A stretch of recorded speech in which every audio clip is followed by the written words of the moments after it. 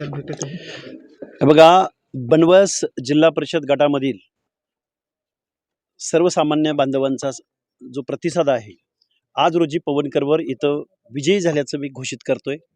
काही लोकांना हा ओव्हर कॉन्फिडन्स वाटेल, पण जो जनतेचा जो प्रतिसाद आहे, वाड्या वस्त्यांचा, तांड्यांचा, गावगाड्यातल्या हर एक माणसाचा, बलुतालुक्याचा, दीनदलित माणसांचा, हा आमचा प्रतिनिधी आहे, हा आमच्या मातीतला प्रतिनिधी आहे, हा आमच्या प्रश्नावर बोलणारा प्रतिनिधी आहे आणि यांना आम्हाला मतदान द्यायचं आहे, असा प्रतिसाद आम्हाला या बनवस सर्कलमध्ये आहे. मातब्बर आमदार असतील, खासदार असतील यांच्याकडून या ठिकाणी ताकद लावली जात आहे. कसे पाहता? मातब्बरांच्या पैशाला, मतामागच्या रेटला, गणिताला आणि कुणाच्या भूलथापांना इथला मतदार निश्चित बळी पडणार नाही. या बनवस सर्कलमध्ये आमचा माणूस निवडून जाईल. कारण हा माणूस परभणीच्या जिल्हा परिषदेमध्ये इथल्या समस्यावर बोलेल. हा माणूस आपल्या प्रचाराला जर बाळासाहेब आंबेडकरांना कन्व्हिन्स करून इथं आणू शकत असेल, तिकीट आणू शकत असेल, आम्ही सगळी मंडळी येऊन आम्ही मत मागतो इथं फक्त. या मताला प्रतिसाद बनवसमध्ये निश्चित मिळेल आणि बनवस पॅटर्नचा उदय या महाराष्ट्रात झालेला असेल. एकंदरीतच पाहिलं तर परभणीमध्ये माजी आमदार सुरेश वरपुडकर यांच्या घरातील 5 जण जिल्हा परिषद निवडणूक लढवत आहेत. कुठेतरी वाटते का घराणेशाही? घराणेशाही नाही, पैशावरती निवडणुका जिंकल्या जात आहेत. आजपर्यंत मॅन मनी मसल पॉवरवरती निवडणुका जिंकल्या जात होत्या. आता ओबीसीचं आरक्षण चोरून निवडणुका, महापौर सुद्धा ओबीसीचं आरक्षण चोरून घेतली जात आहेत. हे दुर्दैव आहे. दौंडचं नगराध्यक्षपद असेल, पुण्यामधली 30-32 नगरसेवकांची पदं असतील, पिंपरी चिंचवडमधील पदं असतील, अनेक शहरामध्ये अनेक आणि ब वर्गीय नगर परिषदांमध्ये ओबीसीचं आरक्षण चोरीला गेलंय. अहिल्यानगर शहराचं महापौर पद ओबीसीचं चोरीला गेलंय आणि आमचं हे चोरीला गेलेलं ओबीसीचं पद मिळवून आम्हाला इथले मुख्यमंत्री देतील का, असा आमचा ओबीसी बांधवांचा सवाल महाराष्ट्राच्या मुख्यमंत्र्यांना. न्यायालयीन प्रक्रिया आमचे ॲडव्होकेट मंगेश ससाणे असतील, ॲडव्होकेट मृणालजी ढोले पाटील असतील, हे निश्चित लढतील. पण ओबीसीचं आरक्षण संपलंय असं आम्ही गेली अनेक महिने या महाराष्ट्राला ओरडून सांगतोय, आतडी तुटोस्तर सांगतोय. त्याचं प्रत्यंतर म्हणजे विखे पाटलाच्या नापिक डोक्यातनं अहिल्यानगर शहराचं महापौर पद हे ओबीसीला न मिळता, ओबीसीची कुठलीही प्रक्रिया न पूर्ण करता ओपनच्या जागेवर निवडून आलेल्या आणि त्यांच्या त्या पत्रामध्ये हिंदू मराठा अशी जात लावलेली असताना सुद्धा ओबीसीचं महापौर आमचं चोरीला गेलंय. ही घटनेची पायमल्ली आहे असा आमचा आरोप विखे पाटलांपासून त्यांच्या निवड प्रक्रियेमध्ये जेवढे जेवढे सत्ताधारी पक्ष सामील आहेत, महाराष्ट्राच्या मुख्यमंत्री महोदयांना आमचं सांगणं आहे की आमचं ओबीसीचं आरक्षण चोरीला गेलंय. तुम्ही ओबीसी आमचा डीएनए म्हणताय, पण आमचं आरक्षण चोरीला गेलंय असा आमचा तुमच्यावर आरोप आहे. ओबीसी साठी संघर्ष करताय, जिल्हा परिषदेमध्ये तुम्हाला यश मिळेल का असं वाटतंय का? आमचं लढणं काम आहे, आम्ही लोकांपर्यंत पोहोचणं आमचं काम आहे, इथल्या जनतेला समजावून सांगणं आमचं काम आहे.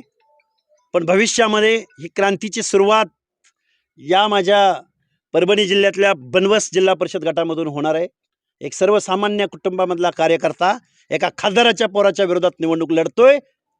इथली सर्वसामान्य माणसं सुद्धा कुठल्या खासदाराला भीक घालणार नाहीत, खासदाराच्या पोराला, पैशाला, त्याच्या प्रॉपर्टीला भीक घालणार नाहीत. तर सर्वसामान्य कुटुंबातल्या पोराला ते निश्चित निवडून देतील, एवढा मी कॉन्फिडन्स तुमच्यासमोर व्यक्त करतोय. ज्या पक्षाचे मुख्यमंत्री आहेत त्याच पक्षाकडे अर्थ खातं आहे, त्यामुळे भाजपालाच मतदान करा असं नितेश राणे म्हणाले आहेत. नितेश राणे काय म्हणतायत? खरं तर काय झालंय, आत्ताची जिल्हा परिषद आणि पंचायत समितीची निवडणूक पूर्णतः निवडणूक आयोगाचं याच्याकडे दुर्लक्ष आहे. प्रत्येक ठिकाणी उमेदवारांकडून कोण डीपी वाटतंय, कोण रस्ता वाटतंय, कोण जेसीबी पाठवून देतंय, कोण पैसे देतंय, कोण पैशाची आमिषी देतंय. काही मंत्री तर म्हणतात की मी 20 कोटी रुपये निधी देईन. अरे तुम्ही आदर्श आचारसंहिता काय असते याचं जर काही सुद्धा यांना देणं घेणं नाही, इथल्या मंत्र्यांना, इथल्या आमदारांना, इथल्या खासदारांना सरळ सरळ निवडणुकीचा बाजार मांडलेला आहे इथल्या सत्ताधाऱ्यांनी, इथल्या मेन स्ट्रीममधल्या पक्षांनी. अक्षरशः पंचायत राज निवडणूक, अरे ही कार्यकर्त्यांची निवडणूक आहे. अरे कार्यकर्त्यांना लढू द्या, कार्यकर्त्यांना निवडून येऊ द्या. अरे आमदार खासदाराची लेकरं बाळं, बायका, सुना, पोरी, काय त्या वरपुडकरांचं अख्खं कुटुंब निवडणुकीला उभं आहे. अरे कार्यकर्त्यांनी काही झेंडेच घ्यायचे का तुमचे? काय चाललंय नक्की? त्यामुळं सर्वसामान्य महाराष्ट्रामधल्या सर्व ओबीसींना, SC ST बांधवांना माझी विनंती आहे, सर्वसामान्य कुटुंबामधला बोलणारा आपले प्रश्न मांडू शकतोय अशा उमेदवारालाच मतदान करा. कार्यकर्ता जर इथं तुम्ही नाही टिकवला तर पुढं चांगले कार्यकर्ते तयार होणार नाहीत, पुढे येणार नाहीत. थेट महादेव जानकरांनी ओबीसी असतानाही या ठिकाणी उमेदवार दिलेला आहे, थेट त्यांच्याशीच तुमची लढत होणार आहे, काय सांगा? महादेव जानकरांनी पक्ष का स्थापन केला हा प्रश्न त्यांना विचारा. महादेव जानकरांनी कार्यकर्त्यांना वाऱ्यावर सोडून कुणाच्या उचली घेऊन ते कुठेही फिरत असतील तर आम्ही कार्यकर्ते म्हणून आमचे नेते असले तरी आम्ही त्यांना हा जाब विचारणार. मोहोळचे माजी आमदार राजन पाटील आणि त्यांची मुलं इतकं आवडत असतील तर राजन पाटलांचं नाव तुमच्या मुलांच्या समोर लावा, असं वादग्रस्त वक्तव्य त्यांच्या पुत्राने सत्तेचा माज आहे तो. ते पाटीलकीचा माज दाखवत आहेत महाराष्ट्राला. आणि असे फक्त राजन पाटील नाही आहेत, असे प्रत्येक तालुक्याला 2-4 पाटील आहेत. आणि ते पाटील इथल्या गावगाड्यातल्या बहुजनांच्या टाळूवरचं लोणी खाण्याचं काम करतात. त्यांना कुठल्या पक्षाचं देणं घेणं नाही, त्यांना कुठल्या विचारधारेचं देणं घेणं नाही. नाव फुले शाहू आंबेडकरांचं घ्यायचं, ज्याची सत्ता येईल त्याच्याबरोबर जायचं आणि सर्वसामान्यांचं पिळवणूक करायची आणि पैसे लाटायचे. मलिदा खाऊ गँगाई. शेलूमध्ये परभणीचे पालकमंत्री मेघना बोर्डीकर यांच्या शाळेवरचा शिक्षक पैसे वाटताना लोकांनी रंगी हात धरलेला आहे, त्याचे व्हिडिओ व्हायरल झाले. असं जर पैसे वाटताना ह्या बनवत सर्कलमध्ये किंवा आजूबाजूला कोण दिसला त्याला पोलिसांच्या ताब्यात द्यायचं नाही, त्याची गाडी शाबूत माघारी जाऊ द्यायची नाही. आजपासून आपण जे मतं मिळवलेत, ज्या मतदारांना आपण शहाणं केले, जाग केले, ते जर मत चोरायला किंवा मत विकत घ्यायला जर कोण हरामखोर आला त्याची गाडी फोडायची, त्याचा मुस्काड फोडायचं, त्याला गावातनं बाहेर जाऊ द्यायचं नाही. आपल्याला सुद्धा कायदा हातात घ्यावा लागेल, लोकशाहीच्या संरक्षणासाठी, बाबासाहेबांच्या संविधानासाठी. ज्या पद्धतीनं तुम्ही ओबीसी आंदोलनात होतात, पवननं तुम्हाला साथ दिली आणि एकंदरीत त्या सगळ्या प्रकरणावरून सोशल मीडियावरती पवनच्या विरोधात जोरदार टीका टिप्पणी होते, याकडे तुम्ही कसं पाहता? आम्ही शोषित आहोत, आम्ही भटके आहोत, आम्ही ओबीसी आहोत, आम्ही दीनदलित आहोत. आमच्या पोरांनी झडपीचं सदस्य व्हायचं स्वप्न जरी पाहिलं तर तुम्ही आम्हाला डॅमेज करता, तुम्ही आम्हाला बदनाम करता, तुम्ही आम्हाला ट्रोल करता. अरे आमच्यातलं एखाद्या गोरगरिबाच्या, एखाद्या वासुदेवाच्या, कुडमुड्या जोशाच्या, एखाद्या पिंजाऱ्याच्या, एखाद्या मसनजोग्याच्या पोराला आमदारकीचं स्वप्न पडेल का? असं वातावरण राहिलं तर कुणाचा महाराष्ट्र आहे? कोण नेतृत्व करतंय? आम्हाला काही से आहे की नाही? आमचं काय म्हणणं या दरबारात मांडलं जाणार आहे की नाही? काय एका बाजूला फुले शाहू आंबेडकरांचं नाव घ्यायचं आणि दुसऱ्या बाजूला पदं मात्र स्वतःच्या घरात घ्यायची?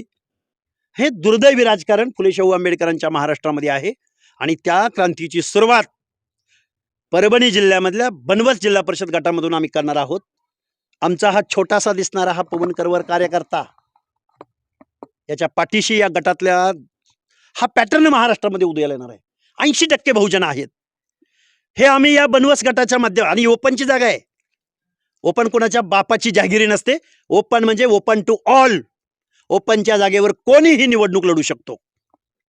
त्यामुळं आम्हाला संविधानाची काळजी आहे, संविधानाची भाषा मी बोलत ज्या राहणार. पद्धतीनं मंगेश साबळे तिकडे निवडणूक लढवतात किंवा जे आंदोलनात सक्रिय असतात, त्यांचं सोशल मीडियावर एका बाजूला कौतुक केलं जातं आणि पवनला एका बाजूला ट्रोल केलं जातं. कारण आम्ही जन्म आम्हाला ओबीसी मध्ये मिळाला आहे, जन्म आम्हाला मेंढपाळाच्या घरी मिळाला आहे, जन्म आम्हाला दीनदलिताच्या घरी मिळाला आहे.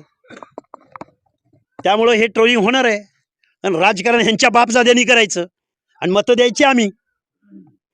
इथून पुढे हे असं होणार नाही. आमची सुद्धा पोरं महाराष्ट्राच्या विधानसभेत जातील, आमची सुद्धा पोरं लोकसभेमध्ये जातील. ओबीसी म्हणून धनंजय मुंडे यांना मंत्रिपदापासून दूर ठेवलं जातं. धनंजय मुंडे साहेबांना का मंत्रिमंडळातून काढलं गेलं याचंच उत्तर मिळालेलं नाही. कारण एका बाजूला अजितदादा पवार, आता अजितदादा पवार गेले, स्वर्गवासी झाले. एका बाजूला राष्ट्रवादीचं फक्त बोलायचं म्हटलं दोन्ही गट, गुन्हेगारांना तिकीट दिली जातात, आंदेकरांना तिकीट दिलं जातं, बोडकेंना तिकीट दिलं जातं, निवडून आणलं जातं.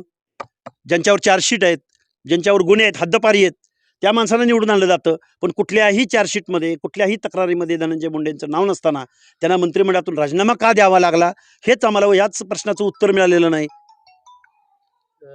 जरांगे पाटलाला जीव मारण्याची धमकी मिळाली, काय सांगाल? त्यानंतर ते पोलिसांच्या भेटीला गेलेले आहेत. सर दुसऱ्या वेळेस धमकी आल्याचा त्यांचा दावा आहे. हे बघा, जरांगे पाटील प्रसिद्धीच्या झोतात राहण्यासाठी काहीही करतात. जीवे मारण्याची कोणाची धमकी दिलेली माणसं कोण होती ते अमोल खुनेंकडून ऐका. अमोल खुनेंनी सांगितलंय की आमची नार्को टेस्ट करा, आणि करा बी नार्को टेस्ट. प्रसिद्धीसाठी, स्टंटबाजीसाठी जरांगे काहीही करू शकतात.